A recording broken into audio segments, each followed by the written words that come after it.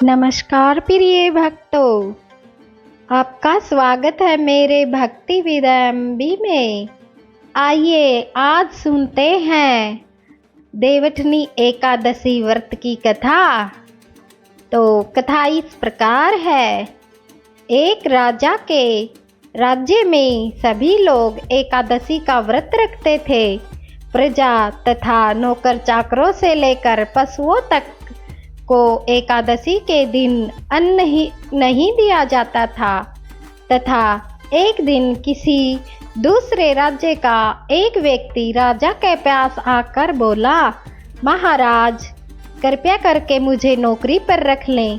तब राजा ने उसके सामने एक शर्त रखी कि ठीक है रख लेते हैं, किंतु रोज तुम्हें खाने को सब कुछ मिलेगा, पर एकादशी के दिन अन्न नहीं मिलेगा।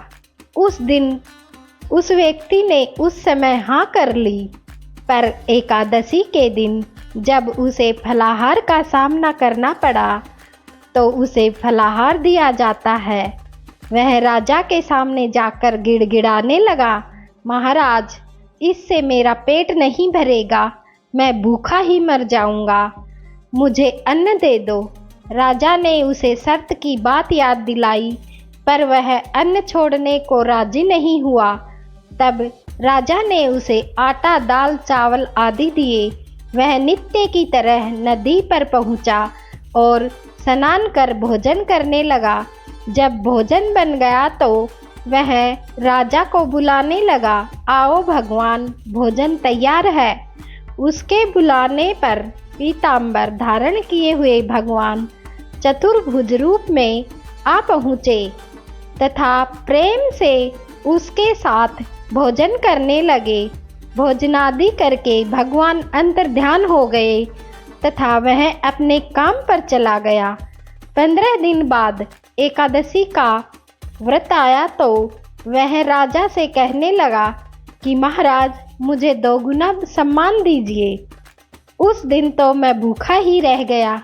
राजा ने कारण पूछा तो उसने बताया कि हमारे साथ भगवान भी भोजन करते हैं, इसलिए हम दोनों के लिए ये सम्मान पूरा नहीं होता। यह सुनकर राजा को बड़ा आश्चर्य हुआ। वह बोला, मैं नहीं मान सकता कि भगवान तुम्हारे साथ खाना खाते हैं। मैं तो इतना व्रत रखता हूँ, पूजा करता हूँ, पर भगवान मुझे कभी दर्शन नहीं देते। तो राजा की बात सुनकर वह बोला, महाराज यदि विश्वास न हो तो साथ चलकर देख लें। राजा एक पेड़ के पीछे छिपकर बैठ गया। उस दिन व्यक्ति ने भोजन बनाया तथा भगवान को शाम तक पुकारता रहा, परंतु भगवान न आए। अंत में उसने कहा, हे भगवान यदि आप नहीं आए तो मैं नदी में कूदकर अपने प्राण त्याग दूंगा। लेकिन भगवान नहीं आए। तब वह प्राण त्यागने के लिए नदी की तरफ गया तो प्राण त्यागने का उसका दृढ़ निश्चय इरादा जानकर शीघ्र ही भगवान ने प्रकट होकर उसे रोक लिया और साथ बैठकर भोजन करने लगे। खा पीकर वे उसे अपने विमान में बिठाकर अपने धाम ले गए। यह देखकर राजा ने सोचा कि व्रत उपवास से तब तक कोई फायदा नहीं जब तक मन शुद्ध न हो। इससे राजा को ज्ञान हुआ। वह भी मन से व्रत उपवास और अंत में व्रत करने लगा और अंत में वह स्वर्ग की प्राप्ति हो गई। इसलिए कहते हैं कि एकादशी का व्रत करने से सभी दुखों का, पापों का अंत हो जाता है। आइए अब आपको बताते हैं कि आपको इस वीडियो में क्या सीख मिलती है। कृपया कमेंट करके वीडियो को लाइक जरूर करें। जय श्री हरि नारायण।